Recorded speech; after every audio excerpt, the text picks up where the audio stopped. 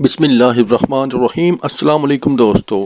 Adiala jail میں صحافیوں سے گفتگو کرتے ہوئے عمران خان نے کہا کہ تحریک عدم اعتماد کے لیے پیپلز پارٹی سے کوئی بات چیت نہیں ہوگی کیونکہ پیپلز پارٹی اور نون لیگ میں کوئی فرق نہیں، یہ ایک ہی ہیں، یہ دونوں فارم 47 کی پیداوار ہیں۔ تحریک عدم اعتماد سمیت کسی بھی مسئلے پر پیپلز پارٹی سے کوئی بات چیت نہیں ہوگی۔ تحریک عدم اعتماد کے لیے پیپلز پارٹی سے تب بات کروں گا جب میں اقتدار میں آنا چاہوں گا۔ عمران خان کا کہنا تھا کہ کسی بھی سیاسی جماعت پر پابندی جمہوریت کا قتل ہے۔ ہماری پارٹی پر پہلے سے ہی پابندی تھی، اسے الیکشن ہی نہیں لڑنے دیا گیا۔ پارٹی کا چیئرمین، وائس چیئرمین اور صدر پہلے سے ہی جیل میں تھے، یہ پھر کہتے پھر رہے ہیں کہ پارٹی پر پابندی لگائیں گے۔ مریم نواز کہتی ہے کہ ججز ٹھیک نہیں، ججز تب ٹھیک تھے جب ان کے کیسز ختم کیے گئے۔ سابق وزیر اعظم نے کہا کہ اس مخصوص ایلیٹ طبقے کی 60 سال سے ملک پر قبضہ اور حکمرانی جاری ہے، انہوں نے اپنے مفادات کے تحفظ کے لیے ملک کو داؤ پر لگا دیا ہے۔ یہی ایلیٹ ملک میں صاف شفاف انتخابات کا انعقاد کبھی بھی نہیں چاہتا۔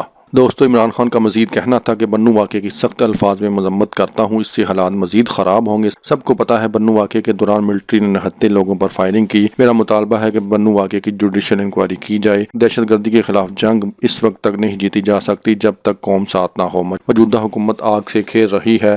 آصف زرداری نے کس حیثیت میں صدر ہاؤس کا بجٹ بڑھا کر 88 کروڑ کر دیا؟ موجودہ حکمران اپنے اخراجات کم کرنے کو تیار نہیں اور قربانی عوام سے مانگتے پھر رہے ہیں، یہ کہاں کا انصاف ہے؟ حکومتی وزراء کہتے ہیں کہ ملک میں آئینی بریک ڈاؤن ہو رہا ہے، ایمرجنسی کی صورتحال ہے، جس پر عمران خان نے جواب دیا ملک میں پہلے ہی مارشل لا کا نفاذ ہے۔ SIFC کیا ہے؟ حکومت کسی اور کے کنٹرول میں ہے۔ انہوں نے کہا کہ ملک میں جاری بحران سے نکلنے کا واحد حل صاف شفاف انتخابات کا انعقاد اور بہتر معاشی اصلاحات ہیں۔ انہوں نے فیچر رپورٹ کا حوالہ دیتے ہوئے کہا کہ یہ رپورٹ منظر عام پر آ گئی ہے، لیکن مجھے علم ہے کہ موجودہ حکومت انتخابات کی جانب نہیں جائے گی۔ یہ کہتے ہیں 9 مئی ہم نے کیا، ہمارا مطالبہ ہے کہ 9 مئی پر جوڈیشل کمیشن قائم کیا جائے۔ کیوں نہیں بنا؟ یہ 9 مئی کے واقعات پر جوڈیشل کمیشن کیوں نہیں بنا رہے؟ اسی دن کی CCTV فوٹیج کیوں سامنے نہیں لائی جا رہی؟ صحافی نے پوچھا کہ حکومت کہہ رہی ہے کہ آپ نے سابق ڈپٹی اسپیکر قاسم سوری کو اسمبلی توڑنے کا کہا، جو کہ غیر آئینی اقدام تھا، جس پر عمران خان نے جواب دیتے ہوئے کہا